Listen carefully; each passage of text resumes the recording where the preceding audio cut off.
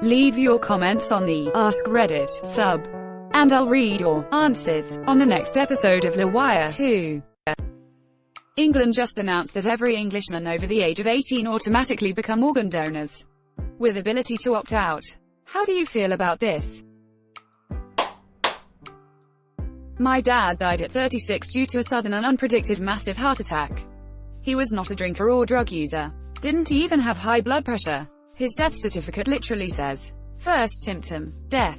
My mom and I still regret that it didn't even occur to us to donate his organs until 2 or 3 days afterward, when the fog began to lift from our stunned minds. My dad was a generous and adventurous person with terrific eyesight and a strong physique. And I know he would have loved the idea of both living on in some way and helping someone else continue their journey. I wish we had default donation in my state. My dad died from a sudden massive heart attack too. I've always been for the idea of organ donation. My dad wasn't bothered either way. Always said when he dies to just leave him in a bin bag for the council to collect, haha. But when they asked me about it I said no. At the time I just couldn't even comprehend letting them cut him open and take parts of him away. I feel awful about it now. I could have saved someone's life and probably taken comfort in their idea that a part of him was still alive somewhere. I posted this to Op but felt I should comment to you too. Don't beat yourself up. If he had a sudden massive unpredicted me, it's likely by the time they got him into the hospital and expended all life-saving efforts, his organs were spent. If he was down for any time at all, or sleeping and found unresponsive, same deal. People don't know that it's a huge effort to coordinate the donation of major organs. You can't just pull out and freeze the good ones. Perfusion needs to be maintained to those body parts at all times. So bad tickers are usually a rule out for even stellar kidneys, livers, etc. It's why there is like a 10-to-1 examples of patients with neuro problems and good hearts versus everything else. Corneas and tissue donation should have been offered though, since they are less fragile and usually good to go. Sorry for your loss. Source: worked in a level 1 trauma center in the neuro ICU and saw the vast majority of donors were neuro patients, for reasons stated above. I'm in the Dead Dad from Massive Unexpected Heart Attack Club as well, and I remember my mom explaining to me that parts of him were going to other daddies, and it was an enormous comfort. Even to my young heart, it made his death feel less irreconcilable and pointless. On the opposite end, my dad needed a double lung transplant when I was a kid due to his alpha-1. A young man had suddenly passed away in a mountain biking accident and, thankfully for my dad, was a donor. His wicked biker lungs allowed my dad to live for an additional 8 years after he was meant to die. He sent emails to the mother of the deceased man to show her the life that her son saved, and he sent pictures of me and my siblings. She said it was helpful for her grieving to see that he had saved our family. I still feel thankful for that guy. It's sad that he died so young, but his generosity gave me another 8 years with my father.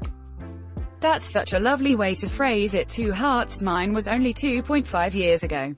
I was 23. Definitely felt like a small child. Still do at times. The world is so big and scary without him.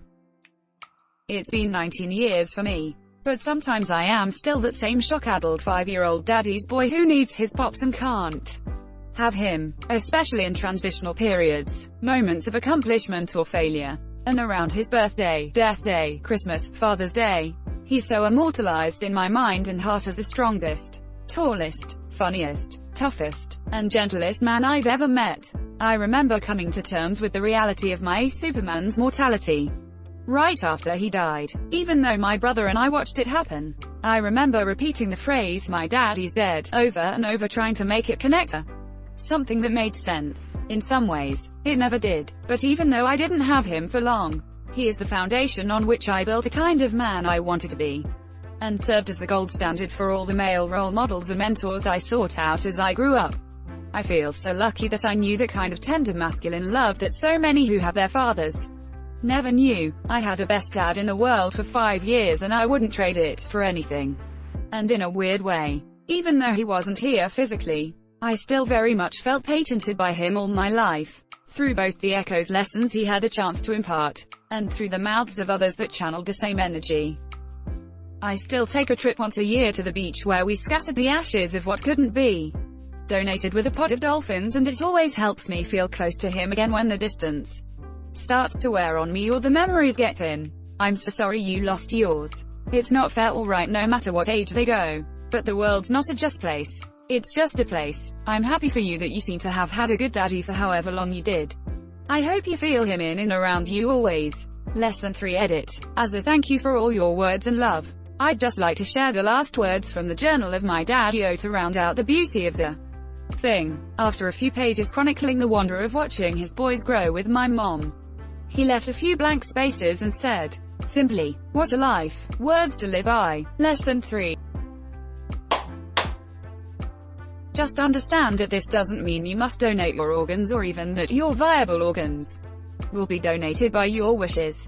With enough speed and influence, aka money, a spouse or other power of attorney or other family member can absolutely deny the request, whether you chose to register or just failed to opt out.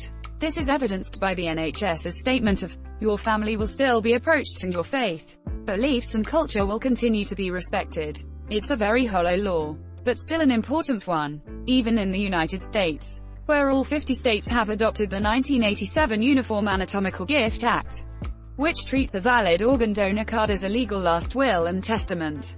Next of kin and their attorneys prevent organ harvesting every single day by getting emergency injunctions that prevent the organs from being transferred in time. This is exactly what happened with my pregnant wife, who was a UK citizen, when a drunk driver put her in a coma. Her father was wealthier than my entire bloodline has ever been. Way high up in one of the 4 Inns of Court all UK barristers must belong to. And not only did he actively try, and succeeded, in stopping the hospital from harvesting her organs despite her being a registered donor, he actively tried to suppress my ability to decide what would happen with our unborn daughter, who had a chance to survive if they acted quickly. I had no say in her body, wasn't even allowed to attend the funeral, but I did end up having a say in our child's. We got married in Spain and I hadn't yet filed the paperwork to have it recognized elsewhere. Pretty sure there are new EU laws to prevent this now. But who knows with Brexit. So I had no power of attorney rights for my wife. But I did for our child. 3 days later and I was holding the best part of both of us in my arms. But it's the only part of my late wife that lives on today. She was buried with all her viable organs, despite her being such a staunch supporter of donation and would have celebrated England passing this law, if it were ever actually enforced. Which I doubt it will be. But that's okay. The law is not meant to be enforced. It's meant to make us think about the power of organ donation. Edit 6. To anyone still reading, if you'd like to know more of my thoughts on this law, please read my reply to you, Paradigm 6790's comment, whom I think deserves a lot more respect and love than he received. To everyone else, thank you again. I'm sorry to those that had questions and stories of their own I didn't get to. You deserve all the love and attention I received just as much. Especially, you, Nick's aunt whose own tragic story and message of forgiveness to those that hurt us out of grief deserves all the awards and upvotes and then some I received for sharing mine. It touched me so greatly that I am hoping to facilitate something like the big birthday party and memorial celebration I describe that we throw every year in my late wife's honor. Well, my now wife, my rock, the star I orbit around is the one that plans most of it. She too is amazing and one of a kind, or at least be able to facilitate more than enough amazing takeout to share amongst her friends and neighbors. As my barber, the old Syrian bakery owner that I demanded be my babysitter, and later father figure, used to say, good food only becomes great food when it brings people together and creates bonds and memories of love. Edit. My phone is blowing up with all your love and support. I want to reply to each and every one of you, but need to take a short break. Thank you all. Edit 2. As this post gains more exposure, some of the comments are getting quite negative and accusing me of fabricating this story. To those that feel the need to lash out at me in such a way, I'm sorry for whatever pain or struggle you're going through that makes this unbelievable. Trust me, I wish it weren't true either. My life has not been easy despite the amount of love I now have in it. No one deserves to be called a liar for sharing their deepest emotions. Not you, not me. If you want the coins, you can have them. I only came back to Reddit because of the pandemic. My career and lifestyle and constant struggle and obsession with time management normally make being anything but an occasional lurker impossible. As this story constantly reminds me, time is the only currency we can never make more of. So let's all continue to try harder to spend it with wisdom and compassion for ourselves and others. Edit 3. One last final comment I saw reminded me of two videos I really think all of us should watch as often as we forget their messages. Each is about a word that perhaps one day will become part of world regular lexicon. They already are in mine. Sonder and Socha. I am not affiliated with the Dictionary of Obscure Sorrows in any way. I just really like it. Edit 4. I know I said 3 was my final comment, but to the guy that sent me this incredibly inappropriate and insensitive comment requesting I contact my late wife's father, whom I haven't seen since the month of the accident and only spoken to in very guarded terms a handful of times since, with his resume hoping to pursue a career in law. You're either going to make a brilliant attorney or the worst the world has ever known, or both. In any case, go frick yourself. Edit 5. Wow, that's enough Reddit for me everyone. At least for a while. Sorry if not covering up his name is against the rules. I did it for Edit 4 but now I just need to leave. Edit 6. Thank you to the Reddit admins and AskReddit moderators that helped put Edit 5 to rest. I still hope you, Jahaz, finds peace. Just not a law degree. Mate, all of that is so unbelievably fricked up. I'm sorry for your loss and the stuff you had to go through afterwards. I'm so sorry for your loss, and that's infuriating that your wife's wishes weren't honored by her own family. I know he regrets it now, but he still doesn't acknowledge me. The man is a shell of his former self, and yet even today someone I admire. And he's slowly becoming a part of his granddaughter's life, who is already more a handful as a preteen than he mother ever was. I'm not proud of my mistakes either. After my wife was killed, I buried myself in drugs and abusive relationships just to survive, just to feel anything. There were days I couldn't even look at my daughter, let alone hold her, which I am ashamed of so completely. But I made the most difficult decision in my life, which was accepting my sister. Not blood related, but I'm so much closer to her than any of my relatives, including my brother, and her husbands, a close friend of my late wife, offered to adopt her. They had already been supporting me and her through the grief, pushing their own emotions aside to keep our hodgepodge family together. And because my sister can't have children on her own, her mother also died in childbirth, and they both were traumatized by miscarriages in the past. It just felt right, and it was. My daughter now niece lives a life I never would have been able to provide for her in the state I was in, and I never would have been able to go into recovery as a single dad. I'm her favorite uncle, though she only has one, so the girl's a troll already. And my wife today, whom is my rock and the star I orbit around, agrees the arrangement is beautiful. We're godparents to all 3 of their children. The second is a little boy genius they adopted out of an orphanage, and the third is a feisty girl, just starting kindergarten, born to both my sister and my brother-in-law with the help of IVF and surrogacy. But there's no doubt in my mind they love them all as equally as I do. My niece knows the story of her mother, but she does not know I am her father. Just that we all saw her mother as our queen. It wasn't a negotiated demand, and it might not always be that way. It's entirely up to her as she gets older with the guidance of her parents. I do NaNoWriMo every year where I write letters to her and my late wife, telling each of them the amazing things I see in both of them and all the adventures we go on together. It's massively therapeutic for me. And if one day she does want to know about her biological father, then they'll be waiting for her. My wife today needs no comparison to anyone. Sure, she's different from my first, but shines just as brightly in her own way. I have no regrets and wouldn't want a time machine, even though About Time is one of my favorite films. Seriously, go watch it. She loves to throw parties and events, and every year she throws one celebrating my late wife's and our niece's birthdays. The party gets less and less tame as the night goes on and the children are put to sleep. And it's certainly not all about grief, though there's lots of crying. My late wife and I met on a gap year that became 3 gap years and visited over 100 countries together. Infinite flyer miles hack plus her dad's money and my college savings. She left a mark in all of them. No one could resist loving her, and many of them travel long distances to come to our home that weekend and share stories. There's always ones I know by heart, but even over a decade later. Also always ones I'd never heard before. But it's the speech my wife gives. Slightly changed every year but with the same message that both tears me down and rebuilds me.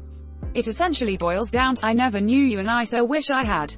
But I see your influence in the man I love, the man we share, and the family you created wherever you went. One of the biggest reasons my late wife's father hated me, other than whisking off with his daughter for 3 years, getting married without his knowledge, and then moving back to the UK to have a child, is that he discovered that his daughter was bisexual and polyamorous. And thanks to his daughter, I discovered that I am as well. So while I don't think he would ever want to know about the after-party at our home, I hope one year he does come to the party to finally meet his granddaughter and hear just how many people's lives his own daughter touched and changed all over the world. He deserves it. I didn't always feel that way. Forgiveness is slower than healing. But now he gets an invitation every year. Well in advance. Hotel and airfare included. Not that he needs it. Sorry to make this so long. It's been a weird day. Frick. I am so sorry but so glad your daughter survived. I hope justice was served to the POS who hit your wife. The man that swerved into my wife's lane was very badly injured himself. So the court case was postponed for a long time. I knew my father-in-law was going to do everything in his power to ruin him. And at first I was glad of that, even though I felt rage and hatred towards them both equally.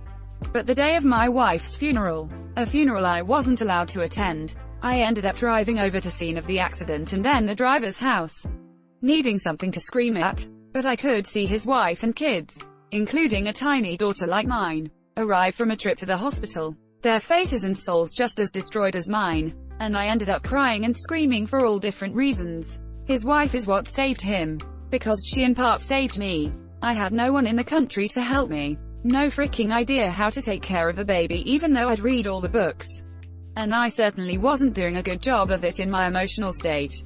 She kind of became my parenting mentor and sometimes babysitter. Albeit very briefly. And when her husband was stable enough to be released from the hospital, I met him and just couldn't feel the rage anymore. Just sorrow for us both. He was just as much a victim of his mistake as I was. And so I testified on his behalf. Went through a whole box of tissues in the courtroom, begging them not to destroy two families. And today the man is a pillar of his community. More than paid back his mistake through service and outreach and being a good father. The party in my late wife's honor that my now wife and I host every year. He came 4 years ago. Even bigger family in tow. Stayed in my home, gives great hugs, and I know it was incredibly hard for him to be there. But no one at the party gave him anything but love. That's just not the kind of person my wife was or the kind of people that orbited around her. She wouldn't have wanted it any other way. We're not friends or anything. That reminder would be too tough for us both. But I know he is doing well and has more than earned forgiveness. As a British person, it's a great move. Opting out is literally a 2-minute job, and it's going to save a massive number of lives. For anyone who doesn't know, here's the breakdown of the new rules. That said, please still do tell your family about your decision so that your next of kin knows. Whether it's opt-in or opt-out, it's still your decision. But if your family are the kind who will be squeamish about the thought of your organs being donated, it can help to put them at ease that it's something you've chosen and not just something that you forgot to opt out of. So long as it's easy to opt out and people's wishes are respected, there isn't much downside to organ donation being the default option. So, in Singapore it's been a thing for a while where it's been an opt-out system. When you hit the age of 18, you get sent a letter in the mail by the government, an information pamphlet and an opt-out form. You're expected to take 5 minutes to read the pamphlet and then decide if you want to opt out. If you don't want to opt out, then just bin the letter and form. Otherwise, you just need to fill out the form and post it back. Postage paid by the government LWIAR, and that only takes a couple of minutes too. Thanks for watching LWIAR 2. The best of all time r/AskReddit submissions and comments. If you like this video, check out the original LWIAR channel. And don't forget to like and subscribe.